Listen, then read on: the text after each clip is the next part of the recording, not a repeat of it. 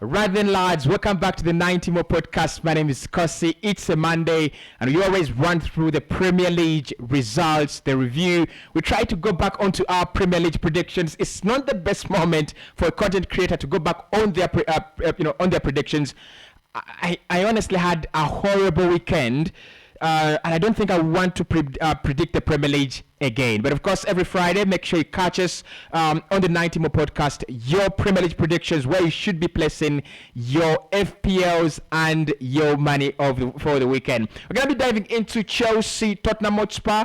2-2 was the final score, but there was a lot of action in that one. Man United lost 4-0 to Brentford in a game where Brentford hardly created any chances. It was self-destruction that just put Man United off in the first half, and that was the most embarrassing performance Man United will ever see. Arsenal won, their second game of football in the Premier League season, and Manchester City as well, and now on the top of the table. Mustafa, we are back. Our predictions. I don't remember what you predicted. Chelsea, Tottenham. Did you say Tottenham would win that one? I think you said Tottenham would win. I said Tottenham will be winning 2-1. I think I was just like by 1 goal. Yeah. But let's start off with the refereeing in that game, because I think that's where the concern is. Anthony Taylor, on more than one occasion, Chelsea fans have complained about him. It's not only Chelsea fans, but it's football fans. They've complained about his quality, and they've complained about his standards as a referee. Are you concerned in any way, shape or form with the refereeing in the Premier League? I mean, is there a point to be concerned about? Is there something to be concerned about? Of course, the quality was not good on the referee's side, because you saw so many decisions that he made. Maybe you would think, like a coach of his standard, maybe I would look into that. Yeah, a referee of his standards. Like I remember, that goal where we saw Chichirero, of course, being pulled his hair. Yeah, I think it's for me, it's a no-brainer. It's a no-brainer. You call that, and it was a decisive moment by that goal. So for the referee, of course, he would go maybe into the VAR and of course view that point. And that's the question. VAR. I mean, we've got to ask this one. How much quality does VAR add to the Premier League? Of course, when it comes to the on terms of goal scoring opportunities, of course, I think it's one of the reasons why it was brought to increase on the number of goals that have to be scored. That is in the Premier League. Of course, so many goals were cancelled, and of course wrongfully. Wrongfully. And I think it's the same thing that happened over the weekend. Because to me, on my side, that goal, of course, could have been. Yeah, that goal doesn't stand. For me. If the referee had gone back into the VAR, because you saw the incidents, of course, that happened, and also I think even the first goal, when we saw Kai Havertz, of course, was also that foul one was put down, and of course Chelsea were being scored. So I think these are some of the reasons maybe where you can come in and say that the referee's quality, of course, on how he officiated that game was not all that good. Yeah, absolutely. But then that didn't take away the quality of the game. How well did you enjoy it? Because look, honestly, I thought it was going to be a one-sided game, and indeed it was a one-sided game, but I never thought it was going to be Chelsea taking the lead.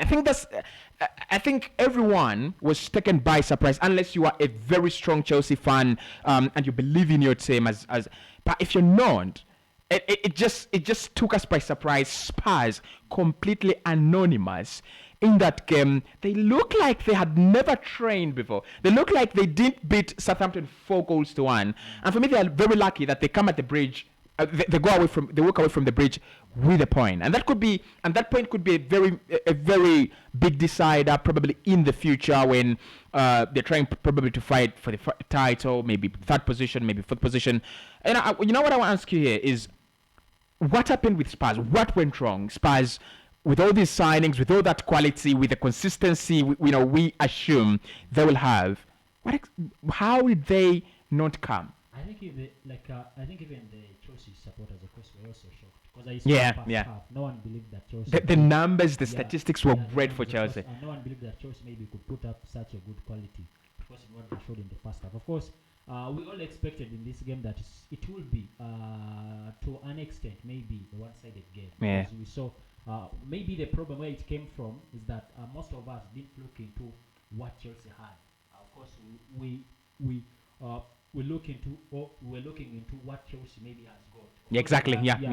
They have not got so many players. Yeah. But of course, maybe we I, forgot. I think we focused on how they've done in the window, course, and we judged them by that. And we never thought, okay, they have this squad. It has been absolutely, outstanding and consistent and together for some time.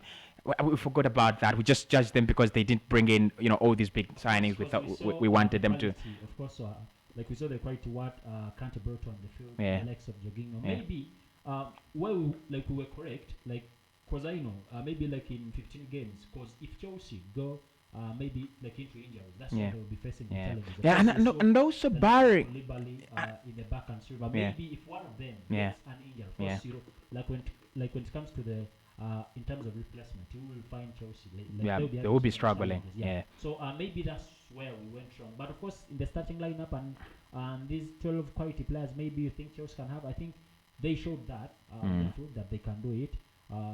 Mostly in the midfield. I like how County and Jorginho, of course, played that midfield. In Chelsea, of course. They were very dominant, they were very absolutely dominant. dominant. I think it's the Tottenham pedigree. was, It's the pedigree they have that just makes them so good. I loved it. And of course, the other side of Tottenham Spurs, I think in the midfield they didn't work that good. Yeah. That's why we saw most of the times we saw Dyer, of course, coming from the back. Yeah, and also- join the midfield. Yeah, just to in the help out. midfield. And I think that's where Antonio Conte has to add maybe some more players, because we saw Yevis Bissouma coming on. That is, I think, towards the end of the game. He came in, but he didn't put in so much. Yeah. Maybe we didn't expect from him. But I think Thomas Tuchel just played maybe with our heads, and Yeah. the quality of football that he displayed, it was so fantastic. I mean, that's the beauty around derbies, because derbies are meant to be, different. They're meant to be special, and when you look at such a game, you want to watch a derby every weekend, because Chelsea, the way they played,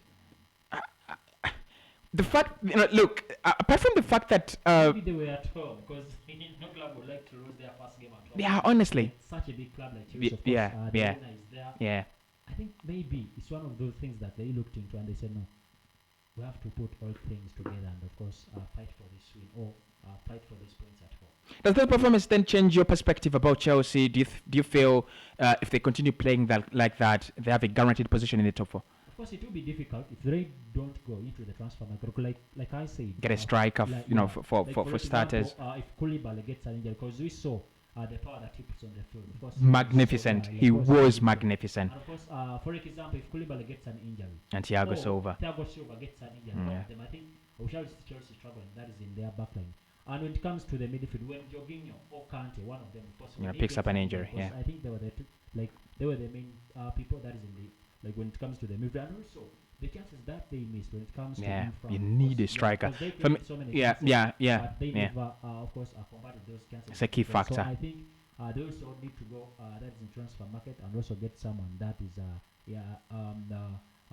like a striker. I think maybe it will also improve them. But they if they say like that, I don't think that they will be putting up a good performance, because we saw so many teams have been putting up good performances. That is in the first half of the season. But when it comes to, for example, in December, January, that's where they They struggle. Yeah. Yeah. Yeah. I just wanted to ask you about the rivalry between, the role between Conte and Thomas Tuchel. Both managers booked, and I think Thomas Tuchel, I can confirm, has received a red card. Won't be managing, won't be on the touchline. I think against Leeds. Both of them have received red cards. It's the beauty of the Premier League for me. There is nothing more to it. Yes, there was kind of a role. There's nothing, but how entertaining was that? How enjoyable was that for you? Week 2, of course, of the Premier League, but I Yeah. think so far this is the best game that we've seen. Honestly, yeah, honestly. And I wish maybe we Best have 90 such minutes, a game best 90 every minutes, weekend. best Of atmosphere, course, I think, and I wish maybe we have like every game on the weekend, like that. yeah, like a game we had. Of course, it was so good. That is on the field, even like on the touchline. Because I don't remember seeing Antonio Conte or Thomas Tuchel sitting I didn't see that in the 90 minutes as in they. But then I think this brought the quality maybe of the Premier League, and I think maybe if they go playing like this, we shall be enjoying week by week. That is in the Premier League, and I like the way Thomas Tuchel. Of course, I've not seen him before like that. You saw that celebration, passing in front of Antonio Conte. Of course, going to another thing and celebrate. I think this also brings tension into the fans and also the players. I think it was so good. Tottenham Hotspur have dropped from top of the table where they were in after game week 1. They're now sitting 4th. They're still in the top 4. Chelsea are 7th on the Premier League table. Game week 2.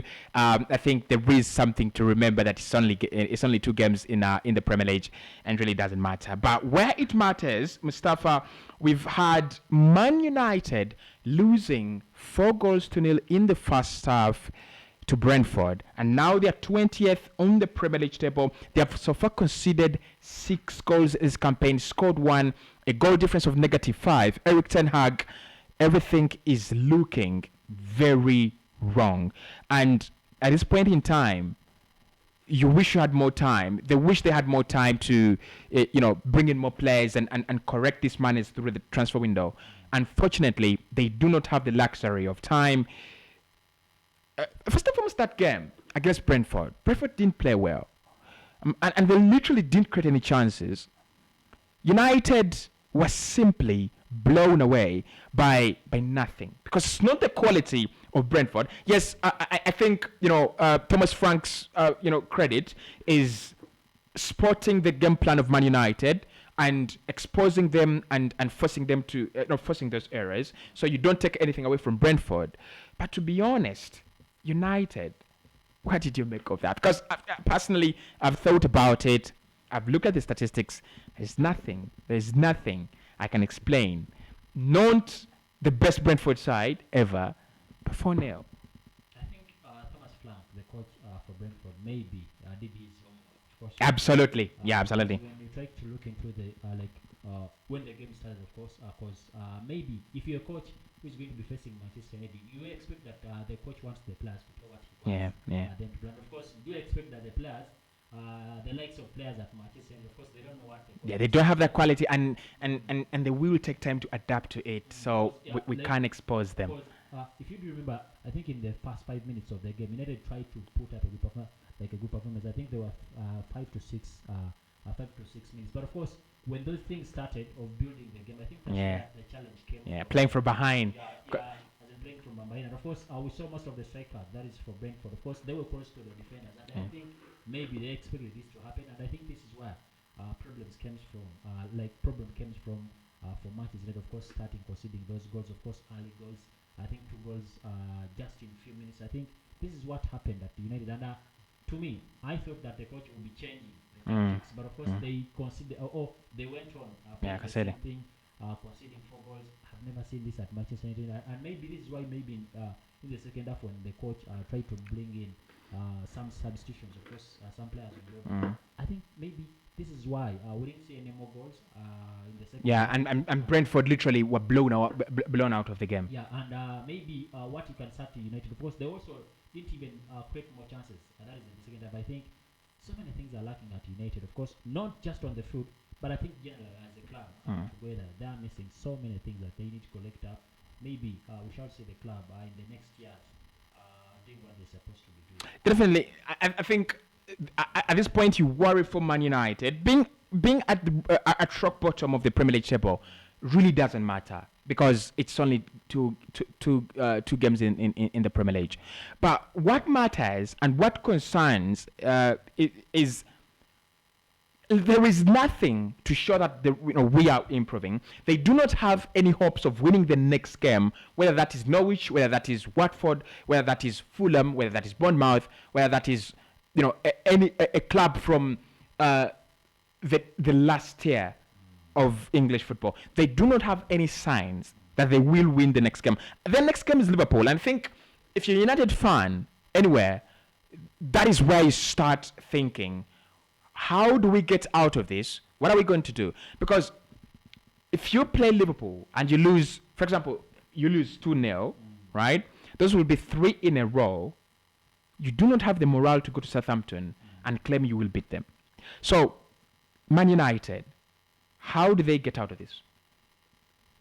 Because Ten Hag is a long-term manager. He's not a caretaker, so he's a constant. I don't think he's largely to blame for whatever is happening at the club. It is kind of inherited. He's taken on this responsibility and he's taken on the worst Premier League side in this in this Premier League season. So how does he turn things around?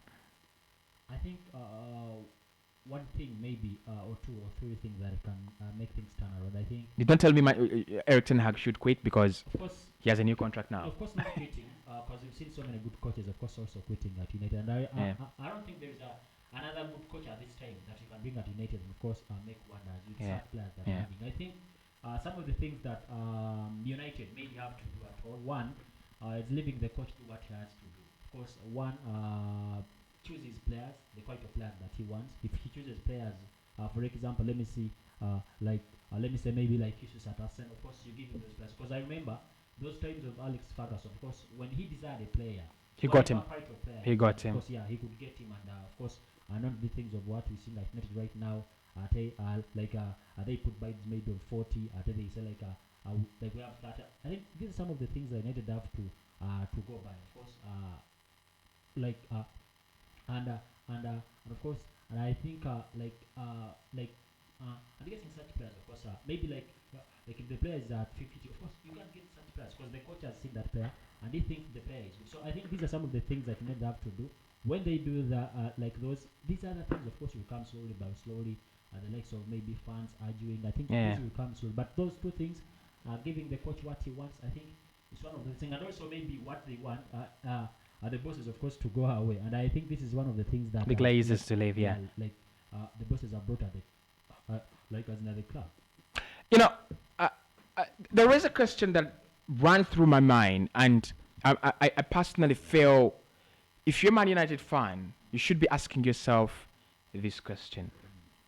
What are the expectations of Man United this campaign? What should they be? Probably we do not know what they are because we do not sit on those boards and I mean shouldn't be fighting for relegation. That is not acceptable as an expectation. So what should their expectations be? What should they be working for? Of course, before the season started, that was going into the Champions League. But right now, I think it's settled in both things. Yeah. And the club coming together. So it doesn't matter where they finish 10th, 11th. It won't matter as long as they get a proper team and a proper squad. Of course, the earlier, the better. Of course, they do come together early.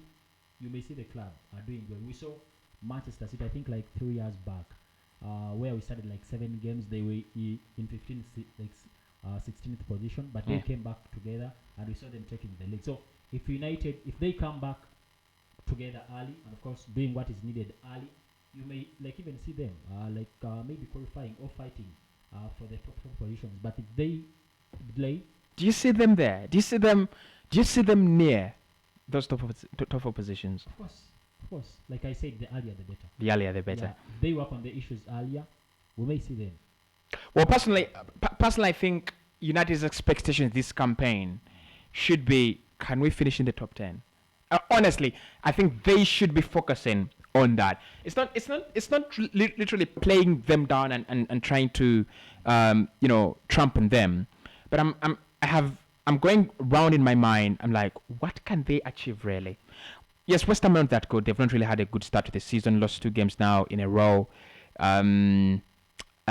Newcastle promising, but I don't think they have brought in enough players to upgrade on their quality as well. But United, what those clubs that Man United don't have, is a proper team and a proper structure. That's what I'm saying. If the club does what the coach wants, for example, the coach said, I want a goalkeeper. They give him that goalkeeper. I want Frank de Jong, of course.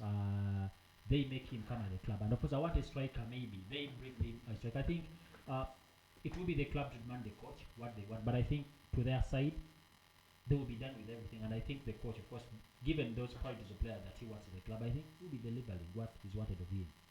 Not even in the top maybe 10, but I think even in the top 6 he can be there. If given those types of players that he wants, and also all the facilities that he's needed at the club. I think it will be possible for him. Manchester United sit rock bottom after game week 2, and there are very few chances that they get out of there unless Liverpool crush Crystal Palace. Today, unless Liverpool crush Crystal Palace today, with the margin of 4 goals. Other than that, United will finish game week 2 at rock bottom. Now, the other game I wanted us to talk about is Arsenal. They beat Leicester City 4-2. The concern, though, is with Leicester City. But let's talk about Arsenal just for a minute. They were very brilliant. I think they've corrected a few mistakes of what we saw in the Crystal Palace game. They kept the ball better, and Gabriel Jesus is up and firing. Don't forget, I have Gabriel Jesus in my fantasy Premier League team, and he got me 32 points. Great guy at fantasy. Make sure you follow my tips for them. Don't make sure you don't. So Gabriel Jesus for 2 goals, 2 assists. Is the most complete striker in the Premier League now. Probably not in terms of scoring goals, but in terms of holding play, in terms of assisting, in terms of scoring goals, and also in terms of just being able to complement his team. Maybe this weekend, but last weekend didn't see him. Yeah, absolutely. Didn't score. But his role in the goals, the Gabriel Martinelli corner, the Gabriel Martinelli missed chances, absolutely crucial as well. I think it was in most of the goals that Arsenal scored. And actually, supporters maybe you can say that we wish that Gabriel can be that.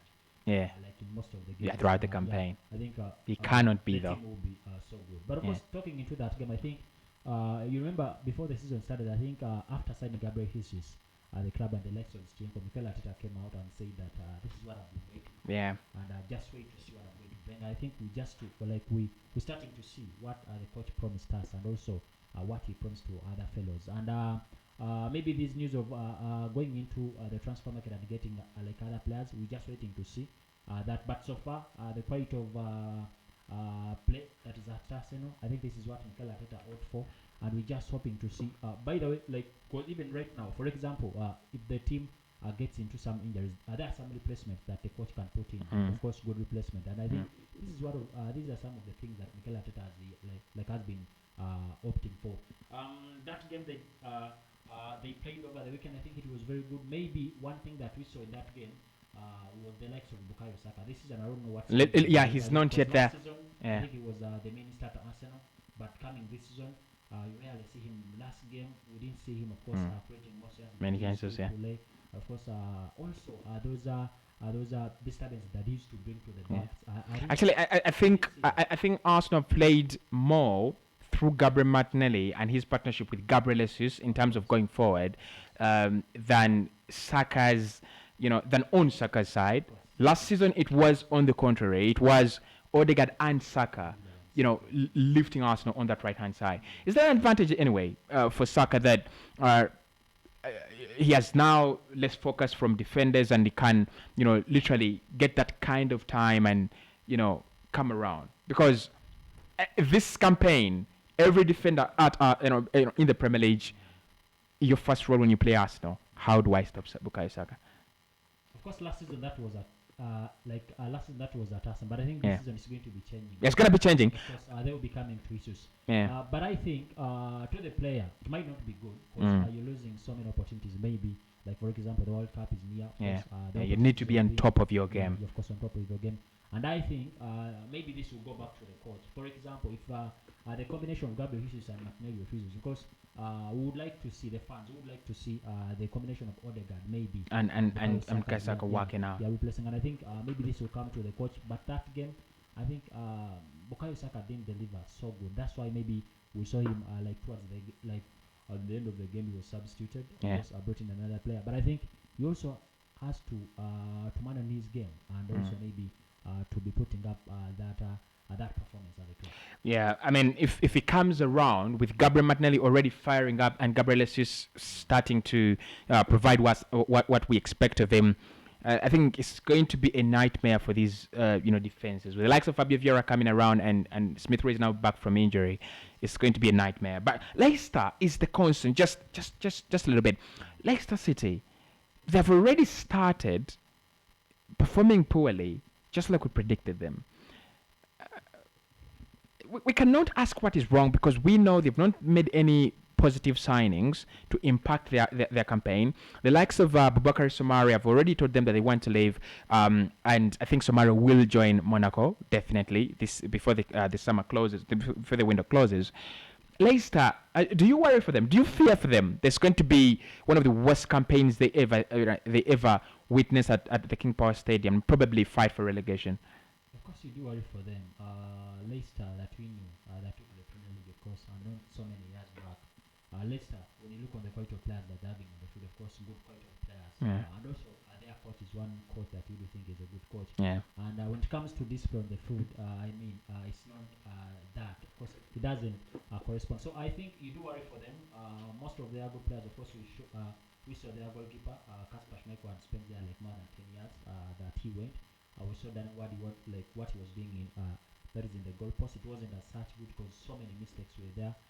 Their backline, we saw Soyuncu by the one of those backline that we think maybe will be there, but it's thought that he's also like he also wants to go.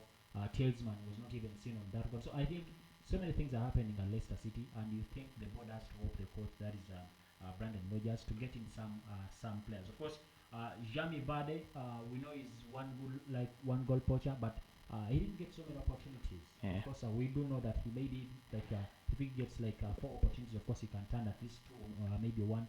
But we didn't see him getting those opportunities, and those opportunities come from the thing that I think their midfield is also not working well. So I think what is needed at Leicester City is for the board maybe to help the coach, because so far I think they don't have they have not got any players, of course, good quality players that they want at the club, and I think this is one thing that is lacking at Leicester. If they don't do that, we may see them, of course, like you said, having one of their most worst campaigns. Yeah, they just lack motivation. They just lack energy.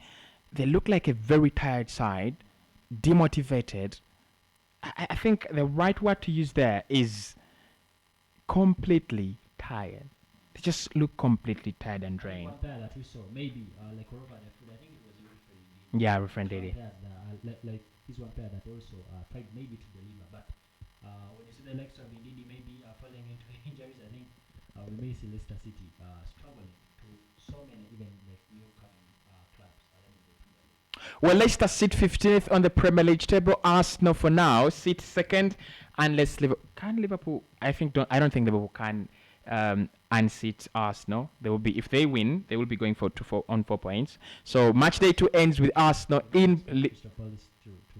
To consume like 3. Exactly. Really So Arsenal finish in second position on the table. They're climbing. So we hope they do not climb and stop. They climb until the top. Now the game we talked about here was Aston Villa Everton. Tight game between Gerrard and Lampard. Everton, I fear for them. I really fear for them. Chelsea are preparing a 40 million bid for Anthony Gordon, their star man, one of their star players at the moment. I don't know why Chelsea really need Anthony Gordon, but Villa have already now started. They have opened their account this season. Steven Gerrard getting the 2 goals, Emi Buendia and Danny Ings. The problem with Everton is everything for me. I think about them as a team that do not have anything right, from goalkeeper to their number 9. Injuries are affecting them. The manager they have, I don't believe is right. Would you agree with me if I said sack Lampard now and get someone to correct this mess before it's too late? 2-1 they lost at the Villa Park. You may not be so right when you say maybe sack the manager, because we need to look, like when you try to look into. Then I'm only thinking about a time when Sean Dyche is available. I'm talking a guy that can really fight relegation for you. I'm talking about a time when I think Dean Smith, if I'm right, is available. Did a great job at Aston Villa. I think Frank Lampard can try. Maybe like you said, most of the players that they have at the club right now, they are not great players. Maybe like they won't correspond. One thing that maybe an Everton fan could ask, what do you want in this season? I think that there's another question I was going to ask you. What are our expectations as Everton? Is it to fight relegation once again, or is it to, you know, I mean, fight Newcastle for the top 10 positions? I don't think they will do that. I think these are some of the challenges that are current at Everton, of course, and also looking into their transfer policy, of course, who are some of the kind of players that we want? Of course, not going and buying every player that is on the market, but who are some of the players that we need? Of course, do we need maybe good quality of players, or do we need middle players? So I think these are some of the challenges that are current at Everton. Of course, you try to look into their squad. We saw, of course, like in that defense, Whiskey, he didn't deliver so much. Of course, if you saw that game against like Aston Villa, and I think they also had chances, of course, of a level in that game. Yeah. Like if you do remember, but I think the zeal that is current at the club. So many things I think have to change at this club at Everton. Of course, I talked about the manager. I think the manager can do well if maybe. Yeah, but for me, Everton, where they are, in my opinion, they need someone who has either lived the experience. I think a manager like Sean Dyche, however, I mean, forget. How about like Ferguson? Of course, like who was the caretaker at the club? I think he did some good. Yeah, did some good work. Did some good work. Yeah, Ferguson did some good work for them. But I think a manager like Dean Smith, I won't be very surprised because he was sacked at Aston Villa. For me, I think he was sacked wrongfully. I mean, I could be wrong, but I think he was sacked wrongfully. If you have Dean Smith around at Aston Villa right now, I think they would be in a much better position because he understood that squad more than Steven Gerrard did. And don't get me wrong, Gerrard could turn things around and he could give them the manager they saw in him. But won't be very surprised if he's sacked as well. So for me, Lampard needs a job because the fact that he came from Chelsea, it doesn't give him the right to come into Everton. Everton is historical as well. Everton is known for providing that competition. They're the firewood to the top four. They're always there. They're always pushing. They keep the quality of the football up there. And now the fact that we're now talking about them at rock bottom, for me, Lampard, with all due respect, he doesn't deserve to be there. He's not earned it. Unless Everton fail, it will take a lot of time for us to be here. But if you look, the way I look at them, the way they're trying, the kind of transfers they want to make, the way they want to spend the money, they brought in Onana now. I don't know when Gueye is arriving, but if Gueye comes in, and Amadou Onana as well had a brilliant debut, in my opinion, for them. Yeah. Lampard then is not the guy. I'm sorry, but he's not. I don't see him as the guy who has the right to be in this Everton side. He doesn't have the credentials for me. But I think it even goes back to the quality of players that come in, of course, and also what the coach wants them to play. For example, maybe bringing in players. Maybe the coach, that coach that wants stylish play. Maybe the kind of plan. You bring in players that are so maybe strong, when it comes to how they play football. But I think maybe to also go back to that, because we saw what Frank Lampard wanted to play when it comes to social, of course, before where he was at Derby County. And when we look at how the style of play has been at Everton, and I think they don't collaborate, and I think maybe it's one of the reasons why we don't see him delivering what he's doing at the club. We saw at the likes of Onana he was talking about, he did put up a good display. Of course, the likes of Gordon, I think they didn't do what they expected in that game, and I think this is maybe one of the reasons that is facing Frank Lampard. The style of play that he wants to play at the club, and also maybe the players that he's having currently at the club, maybe they don't fit well for him to be getting results at the club. Yeah, but for me, honestly, we're gonna walk away from this because Everton is a club, just like United. We will have lots of discussions around them this campaign. But I'm gonna say this: it's kind of my prediction. If Everton by game week 10 have not turn things around, those are 8 games to go. Sack Lampard before you go back into MS. if things have not changed, I think they have to do that before even the first, before the first round ends, of course. Because if you do it late, we may see the same saga that happened. There was, and for me, they won't be very lucky. They will not be very lucky this time around to survive. I don't think they will be that lucky. If they don't change things early. Yeah. So West Ham have not won a game in their last two, in their first two, not really, first two and last two. They did lose deservingly to Manchester City 2-0 opening weekend. Nobody expects you to win against Manchester City in the Premier League these days, but they lost to Nottingham Forest 1-0. Taiwo Awinye with the goal. They created chances. I think Ben Rama scored. It was ruled. The goal was ruled out. Declan Rice missed a penalty. I don't think West Ham fans should be panicking. But Nottingham Forest, first and foremost, that performance was quality, especially in the first 45 minutes. It was absolutely quality. They showed a lot of resilience. They showed that they're a side that can, fight for the ball, keep the ball, and use the ball very well. And you predicted them to be one of the surprise packages in this campaign. So let's talk about these two, the two of them. Let's start with Forest. Nice performance. Can they keep it up? Can they play like that against the top Premier League sides? Or because many Premier League sides are at the top. So do you think they can keep that performance up? They're now signing Emmanuel Dennis, a very, very wonderful signing. I think this will be the best signing. They have Jesse Lingard, who really played very well. Should we expect more from them this campaign? Of course, I don't expect more from this game. Of course, according to how they performed Newcastle in their first game yesterday, they lost, but of course they put up a fight. Yeah, of course, it was good.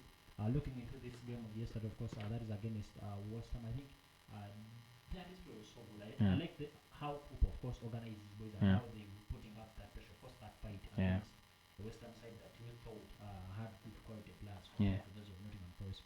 But of course, that question of maybe will they be that team in the Premier League? I think if they keep on that fight in the Premier League, of course, in most of the games, taking like every game as a final. I think we saw that Brentford, of course, also trying to do that in the first game. Of course, they had so many points, even in the big team. So I think if Nottingham Forest put up this resilience, of course, forefronting those good players that they have so far, now I think they will put up a good fight. Like to most of the clubs in the Premier League. West Ham, is it time to panic? If I'm a West Ham fan, if you're a West Ham fan, is it time to panic, or it is just two openers of the Premier League, and there is nothing to be concerned about? I think David Moyes, of course, will try to see how things are done, because you see right now most of these players are around. I think only even Michel Antony was in that game, but we saw him being substituted. I think he didn't deliver so well according to what maybe the boys expected him. The likes of Gerard Bowen in that game, he was also substituted. So I think they just need to find their rhythm, of course, and how they used to do things in the previous season. And I think I expect David Moyes, of course, to play, because we know him. When he might be not getting results to these teams, of course, in these the one you call maybe small teams, but when it comes to big games, that's where maybe we can see him. Of course, he was not lucky to Manchester City, because you know what happens there. But I think he may be lucky in these other teams, of course, the likes of Arsenal, and your point actually, your point comes up very well, because one of the problems they had last season, and they could have easily finished sixth. The reason that's why they finished seventh was because they lost a lead against Brighton, who they play next weekend. Tough game. But they should start picking up points where they should. I mean, no one expects you to pick up 3 points at Liverpool. If you do that, magnificent. But then you need to also that's a bonus. But then you need to pick up consistent points against the other sides, the other sides in the league. I think that is that was their problem in the second half of. Moyes has to deal with, of course, this season. because we see him like putting up good fights when it comes to these big teams. When it comes to small teams, I think that's where things don't work out for him. And I think this season he has to concentrate much on such games, of course, on such small games. Maybe for him to be like in the top places in the Premier League. Yeah, absolutely. Now, Liverpool do take on Crystal Palace in the last game of the Premier League. We did have other fixtures. Wolverhampton Wanderers drew 0-0 with Fulham. Fulham missed a penalty through Mitrovic. I think that will come back to haunt them. I mean, you just need to take those chances. You just need to take such chances. Brighton 0-0 with Newcastle. Newcastle kept another clean sheet and picked up another point. Brighton as well picked up another point after beating Man United. Southampton 2, Leeds 2. The resilience of Southampton in that game. I mean, anyone who thought they were easily going to get relegated after that, thumping by by Spurs in the opening day, and they went on to pick up a point against Leeds United that were leading them by 2-0, is worth pointing out. But where do you see Southampton? Do you think they will put in some quality performance in this campaign? Because for me, they are easily conceding many goals, necessary and unnecessary. Their defense is a shambles. They concede so many unnecessary goals. Looking into those 2 goals, of course, they conceded against Leeds United. They are avoidable goals. They are avoidable goals. And of course, yes, they got that chance against Leeds United. But you're going to find so many teams that you cannot get that advantage of coming back from down and of course also scoring. Because I think they have to work so much on their back. Of course, the coach's style of play is an attacking style, but when you look into his back line, that is in the defense, it's not as such. So I think they have to look into that. If they don't look into that, you may see them, like I said, of course, being one of those sides that could be relegated this season. And I think they have to work so much on that, looking into their back. Well, there are only 2 sides in the Premier League so far that have picked up maximum points. That is Manchester City and Arsenal. To complete the top 4 is Brentford and Tottenham Hotspur. And in the last 4 or last 3, in the relegation zone, Crystal Palace, West Ham, and unsurprisingly, with their results, Manchester United. That has been the review for the Premier League. Watch me on Kossi's Arsenal podcast if you want the latest of our Arsenal content. But of course, 90 more will be back tomorrow. Make sure you subscribe on YouTube. Follow us on TikTok, Twitter, Instagram, and Facebook. Have a blessed evening.